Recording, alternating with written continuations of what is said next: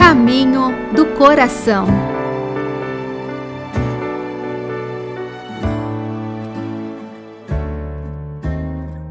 Olá, meu irmão, minha irmã, eu sou o Padre Leomar Ribeiro, o diretor nacional do Apostolado da Oração, da Rede Mundial de Oração do Papa no Brasil, do Movimento Eucarístico Jovem.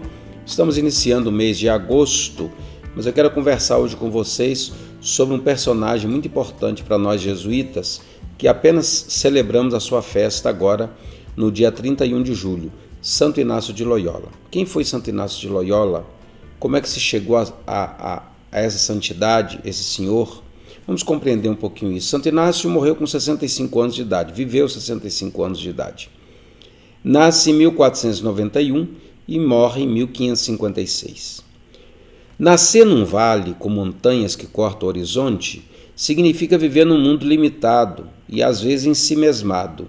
Não é fácil subir, ir além, olhar para longe dos próprios horizontes. O início do século XIV foi marcado por algumas características que o fazem, de algum modo, parecido com o nosso. É o fim da Idade Média, é o começo do Renascimento. Já se falava muito aí em decadência, de toda a cultura, de tudo mais, porque são novidades que estão aparecendo. Lembrar que nessa época nós temos as descobertas geográficas, né? Descoberta da América, Vasco da Gama, Cristóvão Colombo, Pedro Álvares Cabral, que descobre também o Brasil, né? As Índias são descobertas, a África. Então esses grandes investimentos econômicos que tinham também o interesse de ampliar as fronteiras do mundo conhecido. E aí também uma marca desse tempo é a invenção da imprensa, que facilitou a difusão da cultura, porque até então era um privilégio de cortes e mosteiros, porque eram livros copiados à mão. No tempo de Inácio havia um grande desejo de reformas. Falava-se muito em renascer, portanto, o começo do Renascimento. Falava-se muito em humanismo, voltar aos clássicos, aos autores clássicos greco-romanos. Começava já a surgir, a despontar um novo sujeito, com seus valores e pontos de vista próprios. Como é que se constituía a família naquele tempo? No meio de tudo isso, a família, que nós sabemos que não é uma ilha, ela representa para nós o código genético recebido dos pais, as marcas deixadas pelos nossos antepassados, que são de grande importância para nós. O brasão dos Onhás e Loyola, que estão até hoje na porta de entrada principal do castelo, ele é formado por dois lobos, daí Lopes, que simboliza agressividade, ousadia e poder. Inácio, Íñigo, não só nasceu numa família violenta, como também viveu num mundo isolado da civilização urbana. Os Loyolas não tinham título de nobreza, nem pertenciam às famílias poderosas do lugar. Pouco se sabe da família de Inácio de Loyola. Da sua mãe, sabemos que ele nunca disse nada, morreu no parto, morreu pouco depois dele nascido. Sabemos apenas que sua mãe, Dona Marina, teve 13 filhos e Inácio era o caçula deles. A morte prematura, portanto, de sua mãe pertence a essas raízes escondidas da personalidade de Inácio. Sabemos que Inácio, contrariando a média de altura dos bascos, ele era baixinho. Tinha mais ou menos 1,58 m de altura. Um padre cisterciense até o chamou carinhosamente numa homilia de homenzinho de Deus. A figura materna certamente foi suprida positivamente por outras figuras femininas. Inácio teve uma mãe de leite que o amamentou e cuidou dele. Depois, sua cunhada, Madalena de Araós, que também cuidou dele na convalescência, e aquelas outras mulheres piedosas que ele encontrou e que vai ajudá-lo também em Manresa. Ele não conheceu os avós. E seu pai, Beltrão, morreu quando ele tinha apenas 16 anos de idade. Um outro traço que certamente marcou a psicologia de Íñigo, Inácio, foi o fato de ser o caçula. Como era a igreja da época de Inácio? Uma igreja santa e pecadora. A igreja não era alheia à profunda crise experimentada pela sociedade e pelas pessoas. Participava também dessa mesma decadência. Portanto, a igreja também precisava de renovação. Foi o frade agostiniano Martinho Lutero, mais moço que Inácio, quem desencadeou o processo da reforma protestante. Foram ventos impetuosos que sacudiram e implodiram a cristandade a partir da Alemanha. No meio de tudo isso, da geografia afastada, da história familiar violenta e complexa, surge uma pergunta: que vai fazer da tua vida, Íñigo de Loyola? Entre tantos condicionamentos negativos, como refazer positivamente a vida? Antes de ser Inácio, foi Íñigo, ignis, que significa fogo. Íñigo é o nome do velho homem, violento, apaixonado e mulherengo.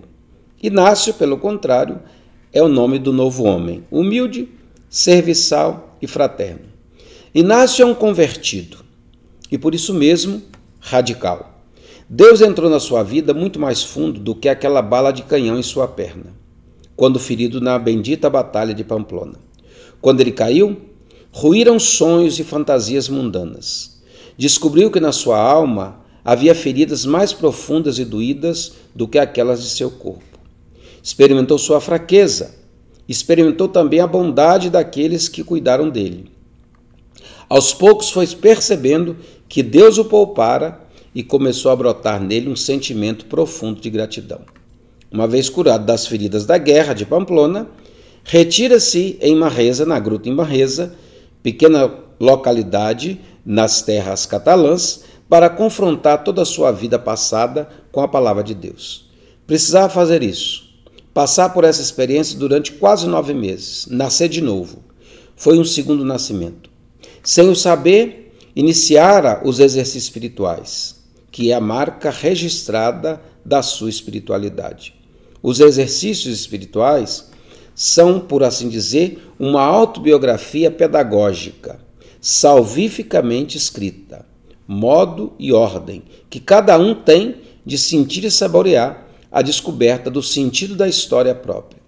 Inácio experimenta, portanto, o grande amor de Deus que o chama para ser companheiro do seu filho. Essa é a grande experiência. Deus não só o salva da sua condenação e autocondenação, mas misericordiosamente o chama para uma missão. E escreve ele: salvando-me, me chamavas, chamando-me, me salvavas. E manco, como estava, colocou-se feliz a caminho e no seguimento de Jesus. Inácio de Loyola foi um homem de Deus. Participou plenamente das lutas, alegrias, tristezas dos homens da sua época.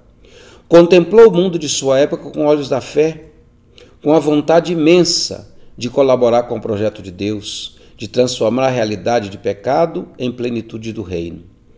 Deixou-se conduzir pela palavra interior, que o interpelava e o convidava a ir sempre mais além, sempre mais fundo na vivência do Evangelho.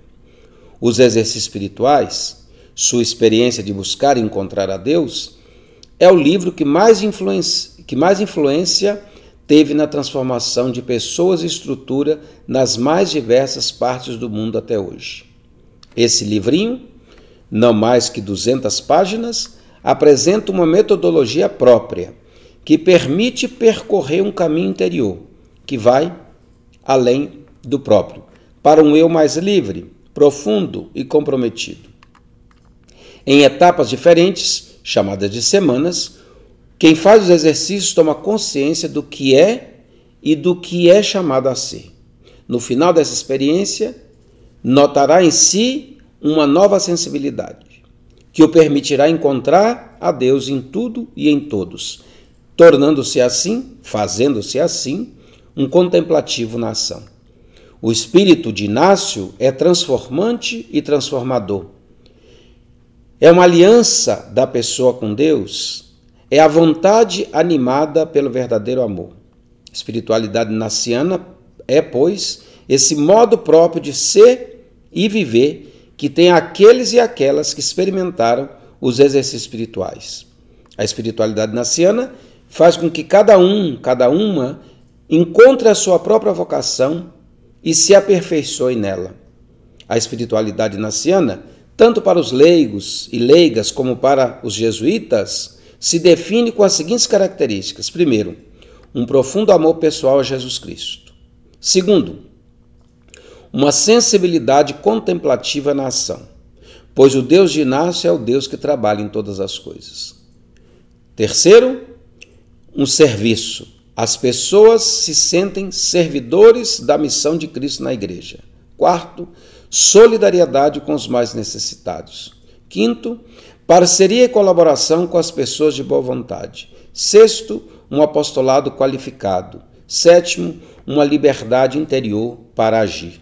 Então, repito, essas características da espiritualidade naciana que pode ajudar-nos e ajudar as pessoas. Profundo amor pessoal a Jesus Cristo, sensibilidade contemplativa na ação, serviço aos demais, servidores da missão de Cristo, solidariedade com os mais necessitados, colaboração e parceria com as pessoas de boa vontade, um apostolado qualificado e uma liberdade interior para a missão. A experiência, portanto, de Inácio de Loyola nos pode iluminar, nos pode ajudar. Ele sentiu que a entrada singela no horizonte de Deus não foi apenas um acontecimento luminoso, um acontecimento encantador, efêmero, mas possibilitou o aparecimento de um novo sujeito, mais verdadeiro, mais fraterno, mais gratuito. Inácio rompeu o encantamento da bolha de sabão que o rodeava e se abriu para a realidade histórica e transcendente de Deus, que faz nova todas as coisas. Revelado em Jesus Cristo, esse Deus, nós encontramos então um novo sentido da vida. Inácio se fez companheiro de Jesus e nos convida a isso. Então, esse homem foi canonizado pela Igreja e nós celebramos, então, nesse tempo, o centenário de Santo Inácio, para recordar todo o bem dos exercícios espirituais, todo o bem do testemunho de vida desse Inácio de Loyola, que se converteu já com 30 anos de idade. Portanto, viveu a vida de Cristo outros 35 anos de vida. E quanto bem continua fazendo para nós hoje. Então, que a gente possa, olhando para a imagem e para a história e para a vida, o testemunho de Inácio de Loyola, também buscar crescer sempre mais no amor a Deus e no amor aos irmãos. Um grande abraço para você e até o nosso próximo encontro, se Deus quiser. Oração ao Sagrado Coração de Jesus. Ó coração de Jesus, meu Salvador, que depois de ter derramado o vosso sangue na cruz até a última gota, imolai-vos todos os dias na missa. Eis-me diante de vós, desejando ardentemente corresponder aos apelos de vossa imensa caridade. Prometo empregar todos os esforços para que o vosso reino seja ampliado nas comunidades, nas famílias e nos corações de todos.